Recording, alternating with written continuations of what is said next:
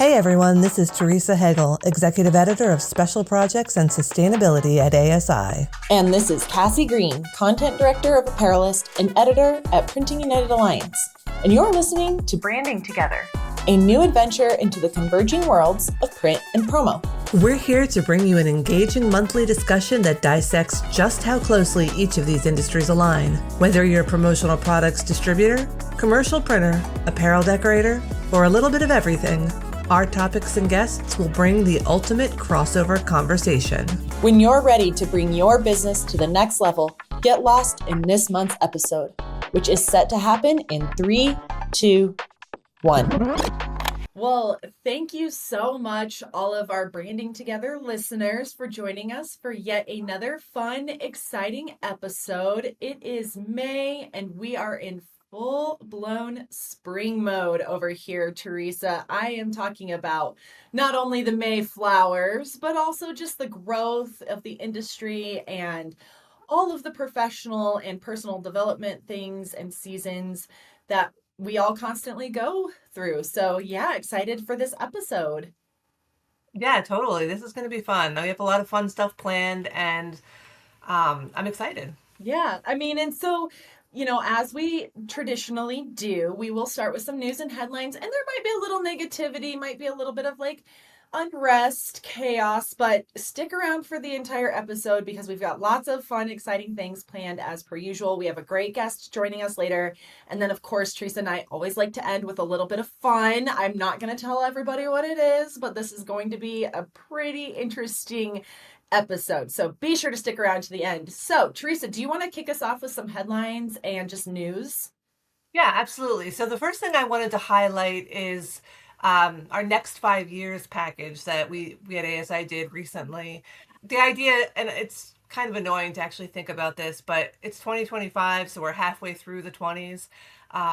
So like we were kind of looking at 6 different areas where people in print and promo can kind of focus on so that you can be successful throughout the rest of this decade. So we looked at things like automation, staying adaptable, going global, sustainability, of course, that's the one I wrote, personalization, and then just focusing on how to treat employees, because I think like human resources and the way employees kind of expect their job to be has definitely changed because of COVID, and just I think it has been sort of evolving, over the last few years anyway. So it's a really in-depth story, and I think you can get a lot of value out of it. So we will definitely share the link to it in the show notes.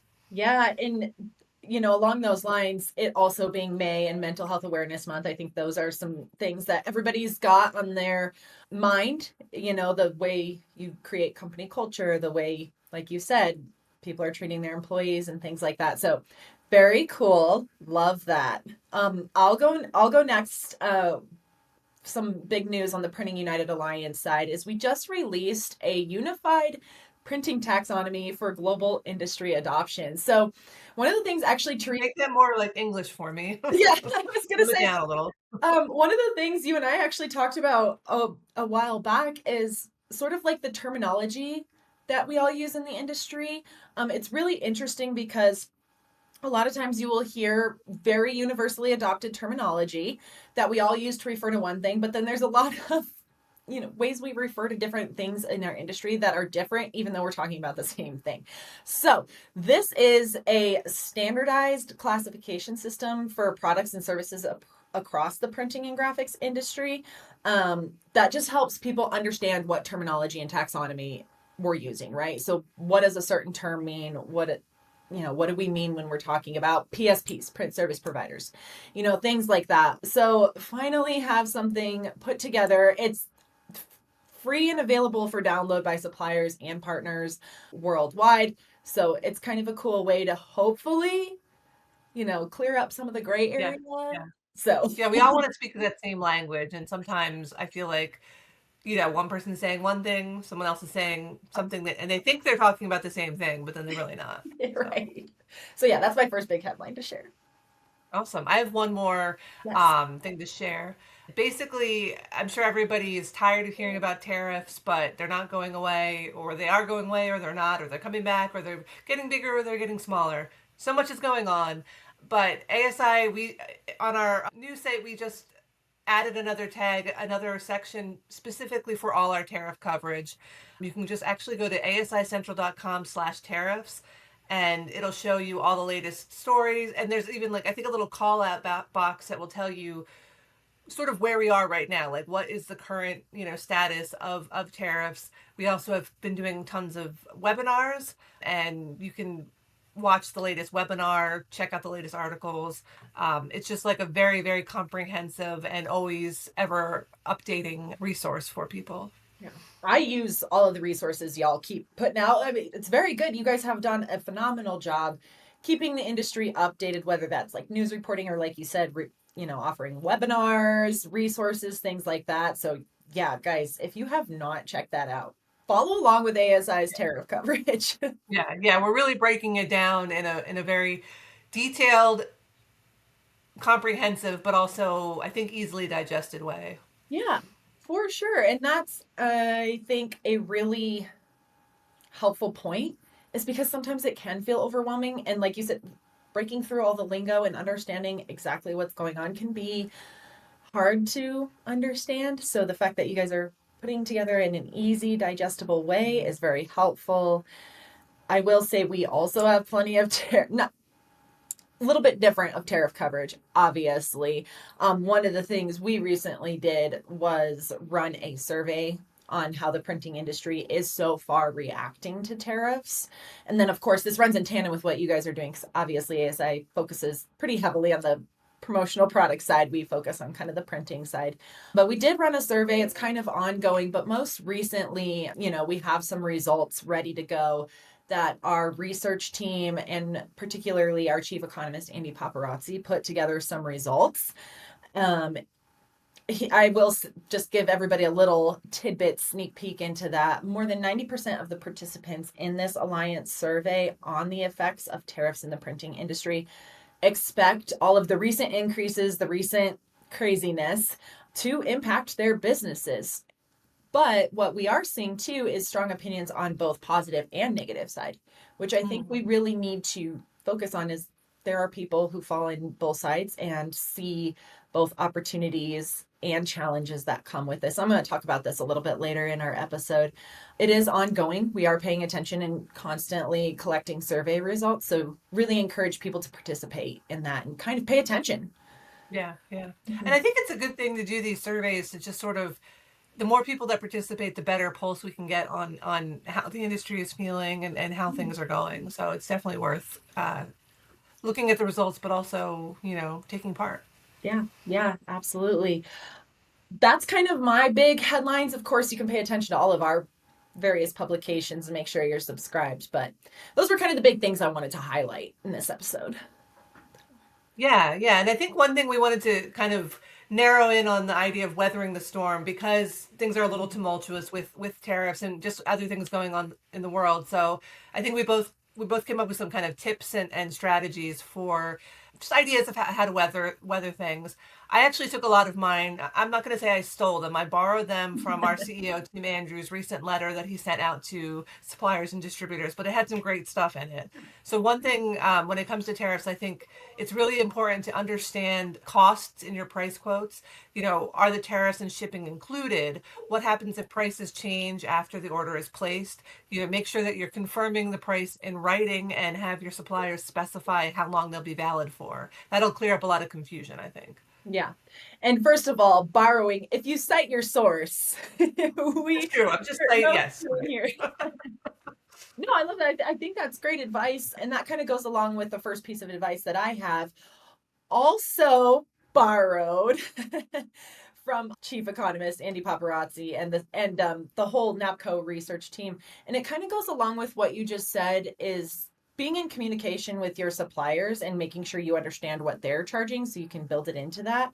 But this is a piece of advice when you're weathering this storm, is make sure you are researching your own pricing model as a printer, as a distributor, as a decorator, whatever you classify as, this is a great opportunity to reevaluate your pricing structure because maybe you have not adjusted your pricing model in several years. It's probably time to look at that, especially with all of this going on. Where are you going to have to absorb those costs? Are your suppliers increasing prices? For those that are, are you keeping in contact with them so that if you have to remodel your pricing Yeah. structure? And that's something Andy talks about a lot. Is this is a great, maybe don't look at it as a challenge, maybe look at this as an opportunity because maybe you haven't remodeled it in a while and this is the perfect time to reevaluate. Yeah, no, I like that. And another thing to think about is, are you actually structuring your price around the value that you're adding? I think sometimes Right. people in both of our industries kind of devalue some of the extra services that they offer, and that is a part of the value you're bringing. So make sure that you're charging appropriately for that. Let's see, another piece of advice I have is to work with your suppliers to see if you can come up with better terms to offset the impacts. Love that. So maybe that could be like bulk purchasing or long-term contracts to get more favorable pricing. But see, get creative about, how you're paying for things. Maybe there's a way to bring things down if you actually just talk to your suppliers. I love that. Great advice. Wow. Really good. And I hope that everybody really takes that seriously and listens to that and does take this opportunity to be in communication with their suppliers. Yeah, you never know what you can work out or what they're willing to do with you. It's all about collaboration right now, which is one thing. I was just at the Coordinate Connections event in Miami, and that's one thing they talked about a lot is it might feel like chaos right now, but you need to lean heavily into your network. And so to your point, make sure you're chatting with your suppliers, how can you come up with something? And then also make sure that you're chatting with other businesses. Ask your network, what are you doing in your business? Are you adjusting your prices or are you doing something else? What is it that other shops are doing in their region or area to help absorb, the chaos and kind of restructure a little bit? And that was something that was talked about heavily, is just this idea of collaboration. So make sure you continue to collaborate with your network, regardless of who that is. And even maybe you work with a consultant, a sales consultant, a marketing consultant, a business consultant, whoever, to kind of help make sure you keep your business on track, especially when stormy times come. Yeah, I'm sorry, I couldn't help yeah. myself. I had to. So I also want to emphasize the idea of collaboration, and I think it's something we've talked about too, just between the print and promo world, because maybe this is a good time to kind of reach out to some printers to see if you can kind of come up with ways to work together, weather the storm together. If you haven't done it yet, like now might be a great time to do it. And then I do just have one other. Maybe this is a little self-serving, but I think it's actually useful for people. But we've actually added filters in ESP Plus, our product sourcing tool, to help people quickly find made in the USA products. So that those, we've been talking about made in the USA. Maybe they will have less tariff fluctuations because they're made here. So this is an easy way to search out those kinds of products. Maybe self-serving, but also just a really good resource. I mean, y'all put that together to help the industry. People should be leveraging it. Right, right. Yeah.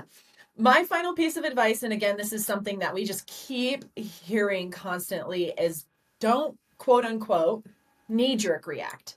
So we're seeing a lot of people just like all of a sudden panic. Maybe, but maybe not. Like that might not be the best reaction. Take a step back, take a breath, do some reading, get on the ESP Plus tool, right? Do some research, talk to everybody. Don't just immediately be like, that I got to raise my prices by 50%. Do your research, take a minute, pause, really think about what is it my business needs. And it's not just now during this chaos, but play the long game. So that was something a decorator, I believe it was Rodney McDonald at US Colorworks said. This is not a time to just implement temporary measures or get crazy and react and then all of a sudden have to react again and then react again. This is a time to play the long-term game and evaluate, okay, I want my business to be here in 5 years. What is it I have to do to not only survive now, but survive the next 5 years? So I thought that was a really good thought. Yeah, very. That's great advice for sure. And I think that's something like businesses need to do just in general. Even when you're in very good times, you Yeah. should not be being reactive. You need to be proactive. You need to have kind of a long-term strategy in Oh place. my gosh, what you just said is so brilliant. It needs to happen in the good times too. Don't just like be crazy when everything gets bad. Be paying Yeah. attention when things are good too. Yep. So Absolutely. good advice, Teresa, from Tim, from Rodney, from all of the people, Yes. Andy, all of the people we just credited. Reach out to all of the people that are on our respective teams too, because we can probably connect you with Hmm. others who can help and offer advice if you're not sure where to turn. Yeah, yeah. I think we get emails from distributors all the time, and we're always, trying to help as best we can. So we certainly are here as a resource. Absolutely. So, very cool. Well, thanks for sharing that, Teresa. I feel like it was helpful for me too, because even in personal growth, like when you're feeling like a little overwhelmed or chaotic, it's smart to take a moment, talk to your networking group, you know, what is, what resources are available and things like that. So, Yeah, for sure, for sure. well, do we want to, Teresa, introduce our speaker, our guest? Yes, let's introduce. Today we have Koell Collins. She's the founder of Stable Strategies, a distributorship based in Augusta, Kansas. In addition to her promo expertise, Koell also spent several years in the signage and printed graphics space. So today we're going to talk to her about her experience in both worlds. Thanks so much for joining us, Koell. So tell us a little bit about Stable Strategies. I want to know like who your target demographic is and just some of the cool projects that you guys have worked on. So we are a distributorship built to handle heavy duty print and promotional products along with apparel and eventually probably some signage as well. Our intention is to serve customers with multiple locations. Our sweet spot from a technology perspective is really any more than 5 or 10 because that's when you need heavier technology capabilities to really pull the weight of keeping your brand together with consistency. And most of our target clients are over 1,000 employees. Oh, wow. And do you have any like cool projects that you can share? So we've got multiple platforms that are being set up currently. We also have an internal handwriting division. So we've got, in addition to just regular kitting and promotional products, direct mail, we also do plotted handwritten direct mail as a part of our integrations for a complete solution to engage both employees and target customers and really strengthen brands across the board.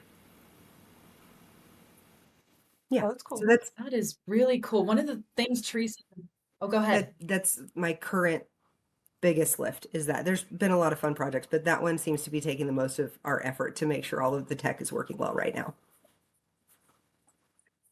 Yeah. No, that really highlights what Teresa and I talk a lot about on branding together is just how much convergence there is with the printing world and the promotional product space. And which actually kind of leads me to this question, before founding Stable Strategies, you worked in print, it sounds like, for a company doing signage and graphics. So can you kind of give us a little backstory on that? What did it entail? And then what skills did you bring from that into where you are now? So I actually started in print right out of college and I started working for one of the big box stores managing print. So I'm a print girl by nature. I love everything tactical. And then I joined a really forward thinking distributorship in the Midwest that also started in print and forms, that then had added promotional products to their band of business before I started in 2006. So I've worked in that happy mix of print and promo as a total solution for 15 or 20 years. And then I jumped to signage, which without the print background would have been an unimaginable lift because there are so many things that are similar in both of those worlds that it really prepared me for everything except substrates, the dimension of substrates, and permits. So I like promo better than I like signage only because permits are the scourge of my existence. Fair. That's fair. So, Koell, I've actually chatted in the past about sustainability and your focus on sustainability, and that it kind of surprises people sometimes because you're based in Kansas and not like on the coasts. Um, which I mean is kind of a silly thing for people to think, but I get people have weird misconceptions. But can you talk a little bit about how you've kind of built sustainability into your company ethos and then kind of what your clients are looking for in terms of ESG metrics? Absolutely. So I skipped over what I really did in signage, but I was a part of an international provider that worked with large brands like Marriott and Sandals, Hyatt and Hilton, Salesforce, all of which had big ESG targets. And it's a part of not just their American brand, but their their international purpose. And so that got me really excited because I led that team internally to make sure that we were doing all the documentation as a part of project management and operations. And so that got me really excited because I'm a farm girl from Western Kansas. I spend a lot of time in the dirt. I woke up last Friday morning super early to be at Botanica, which is our local botanical gardens, to be a part of their tulip sale. So I have 200 tulips to plant this fall. Super excited. But I love taking good care of our planet and I love promo, but it sets hard in my heart when we don't do the best for our customers. We're trying, like our products have massive purpose and help their brand have consistency and emotional connection and resiliency. But how do we do that well and with intention? And so that's taking what I learned from signage and how it was done well at companies like Marriott and Sandals, and then applying that to the background that I had in print and promo kind of was an aha moment for me. And so I am in Wichita, and it is an interesting climate today. No matter what side of the aisle you're on, there's all sorts of conversation to be had. But I think all of us see the need to take good care of the planet. How we do that differs. And I think that having the conversation is really important. So I can provide customers two products. One is made sustainably and one is not. They can choose whether it's a good value for them or whether it matches, but at least they have the ability to be an educated consumer. So that's where I'm coming from. And again, I spend a lot of time in the dirt and with horses and planting things. And so I just really care too much about all the things. 200 tulips. Oh, Yeehaw. I'll be there tomorrow morning. I'm gonna get some more. They sell them for 30 cents a piece. It's the craziest, fantastic deal. They do Oh, 70,000 tulips every spring. It's amazing. wow. Wow. Oh my gosh. That's so cool. You said you have brought some of the things that you learned in your time with like working with signage with Marriott and things like that, incorporated it into what you're currently doing, some of those, tips, tools, things like that. What would be your advice to other print and promo professionals that are kind of making that leap or switching or going to a different part of the industry? Because like you said, you had some, skills that translated. What would you share? Finding good partners is the first step. So I would reach out to major trade partners in print if I was jumping to print from promo and lean on them. A lot of them have some fantastic knowledge and are very willing to share it. I remember probably 2007 or 2008 I've been in the industry way too long. There was a gal named Mary with Wordcraft who was a label queen. And Mary taught me to sniff labels and to tear them to see if, to see what the substrate was. And she had so much patience for me that she really helped me hit that $1 million mark my first year in the business.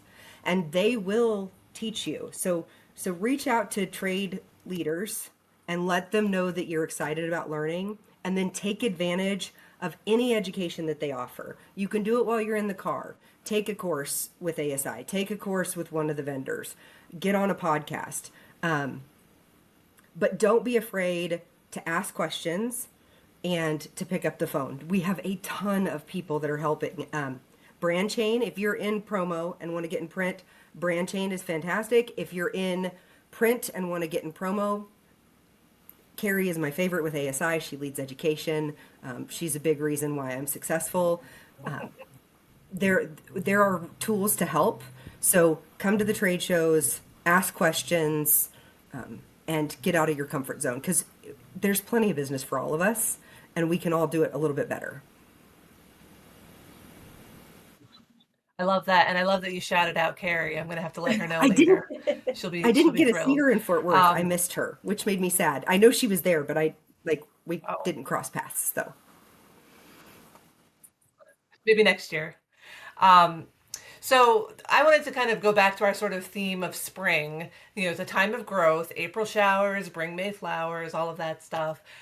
So what are some of your best tips for nurturing your client relationships and helping your business blossom? So my biggest tip right now is developing the tech behind the client relationship.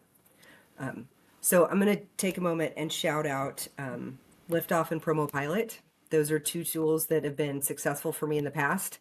Liftoff is a platform, and I use ASI for promo, and I use Liftoff to facilitate forms. But the marrying of all of those tools, really stretching yourself and learning that technology, and then reaching out to people that are industry experts that want to help with tech, like Eric Granata at Promo Pilot. He and I had a conversation earlier this week, and he's helping me with tech stack development and integrations. So I have better data into my CRM and my systems, and my clients have better visibility to what's going on with their orders.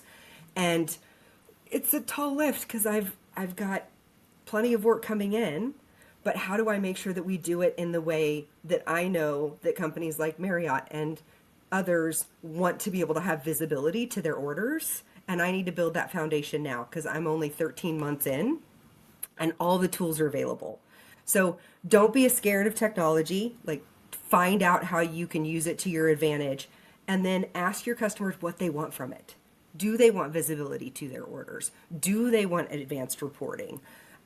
Do they want AI suggestions? Ask them what they want, and then find technology that will help you do that without spending 60 or 70 hours a week to do so, if you can. I'm still on that road to getting to the less than 60 or Yeah. 70, but we will get there. Right. Yeah, I mean, I imagine that you are, you're spending all that time now so that hopefully it'll be more seamless in the future. Absolutely. And I think one of the things that I learned in signage, because we were a firm that had been bought by an investment group and had access to a lot of technology, and it had been kind of a conglomeration situation. And some of the development is not as hard as it looks when you're a small distributor if you've got the right tools, or even if you're a mid-sized distributor and getting out of your comfort zone, but seeing what can happen using tools like PageFlex and Order Desk, and some of those things can really make you a better provider and save you time. So even if I do the hard work now, we will have a portion of our team committed to keeping that tech relevant and cutting edge so we can grow with our customers and meet their needs. Yeah. So crucial that you're doing the work now. I think that sometimes that can get lost in translation among so many in our industry is, do the work now because it's going to pay off in the long run for sure. And it is going to help with growth across the board. One of the things, Koell, that we like to do, Teresa and I, is we always like to ask a fun question of our guests. We love this note of positivity and we love getting to know you a little bit as a person. So, being that it's, good weather season, you kind of talked about this, so I maybe have a hunch about what you're going to say. However, what is your favorite springtime activity and why? It's not what you think. I actually helped put on a rodeo Bible camp at the end of May. I'm just a little piece in a much larger wheel, but we have 70 or 80 kids at a church with an arena just not too far from me.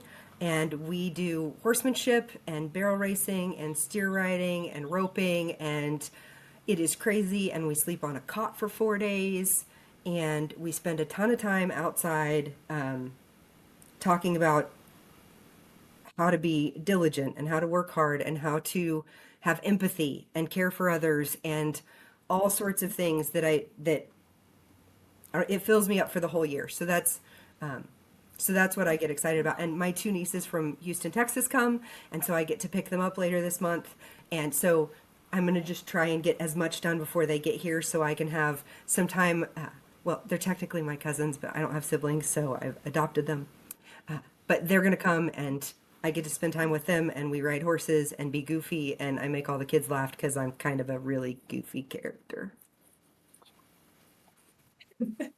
I live in Colorado and I'm a huge rodeo nerd. Always have been. My dad was a saddle rider, all that stuff. That is so cool. I love that you do Thank that. you. It's really exciting. Oh, and I love that you surprised us too. Right. We thought it was gonna be tulips, Yeah. and it No, wasn't. Yeah. I have to wait till fall to plant them. So I just look like a crazy person with a whole bunch of That's tulips drying around on paper bags right now. It's fine. Oh yeah, that's all It's fine. fine. I really appreciate the invitation, ladies. All right. Well, thank you so much. Yeah. Yeah. It was great chatting with you today. We love it. Have a great Yeah. day. Thanks for joining us, Koell. How can people connect with you So I real am quick before we let you go? You're good. I am on LinkedIn as Koell Collins. I'm the only Koell. Well, I'm not the only one, but we're few and far between, so I'm pretty easy to find. I also have a bunch of old videos under Promo Cowgirl because back in the day that was kind of my moniker. So if you want to see how absolutely goofy and silly I can be and how horrible the videos are, they're out there. Um, and our website is stblstrategies.com. Love it. Thank you. Awesome, Koell. Thank you so much. Absolutely. Have a great day, ladies. Okay, well, that was such a great conversation with Koell. But as we do every month, we like to end on a fun, silly, positive note.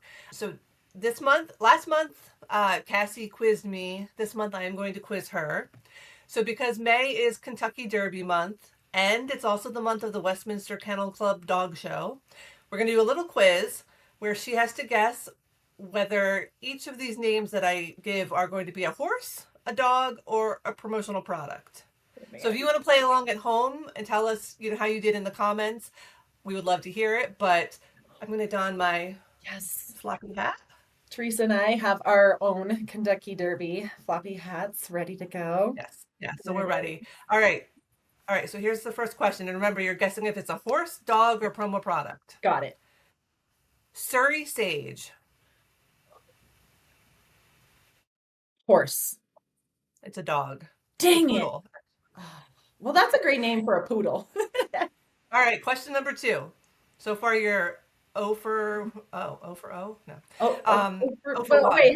before we go further, how many do I get? Because I need to know when I got to get serious and like. Yes, there's 10. There's 10 Okay, questions. right, we're good. I'm in a good spot. Okay. All right. Number 2, Cyberknife. I'm gonna say promotional product. Horse. Dang it! I thought for sure I had that one. 0 for 2. Upsetting. This is not good. All right. Come on, Cassie, get your game face All right. on. All right. Here's the third question. Yeti Rambler. Okay, promotional product. That was a gimme, but Thanks so you for got yeah. one. No, thank you for the softball. You saved me. I was drowning there for a moment. Okay. Next one. American Promise. I feel like that's a horse. That is a horse. Ooh. All right. All right. The next one. Brewmate. Promotional product? Yes, that's a promotional product. I think it's like a drinkware brand.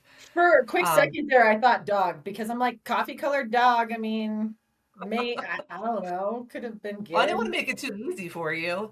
All right. Next one. Citizen Bull. I'm gonna go dog. Horse. It's a horse. Dang it. At least I have a pretty good sense between what's an item and what's like a living creature. Yeah. Yeah. All right. Next one. Mop toppers. I feel like promotional product. Yeah, those are those pens. You've probably seen them with the little face and like the crazy like sponge hair that I think you can like wipe your screens with them. Yes. All right, here's another one. Stone Run Afternoon Tea.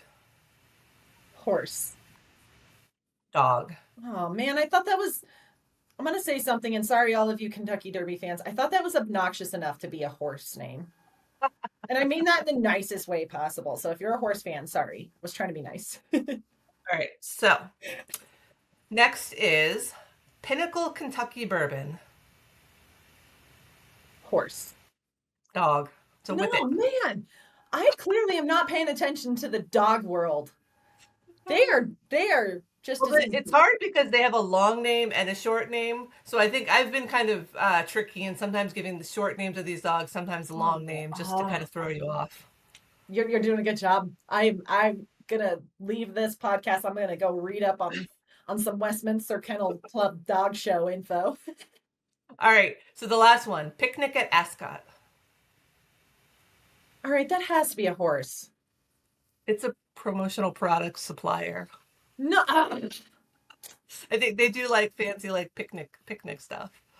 well, I like fancy picnics, so maybe I'll have to look them up. Man, I did not Let's do see, how well, many did you Teresa. get right? You got Yeti? I only got like four right. Yeah, you didn't. Yeah, yeah, Man, about two, way three, under, four. that's failing grade.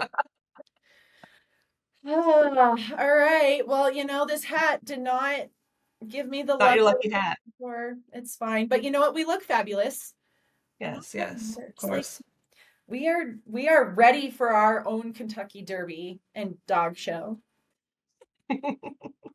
All right. Well, thank you guys so much for another great episode. We'll be back next month with more fun stuff. Yes, I am loving the momentum we are getting with branding together. And just a reminder, if you or someone you know wants to be a guest on our show, please reach out to Teresa and I because we love having conversations with the people in the industry, understanding how print and promo work together, and just like hearing your cool stories. So, yeah, please reach out. Absolutely. We'll make sure we include our contact information in the show notes. And yeah, thanks everybody.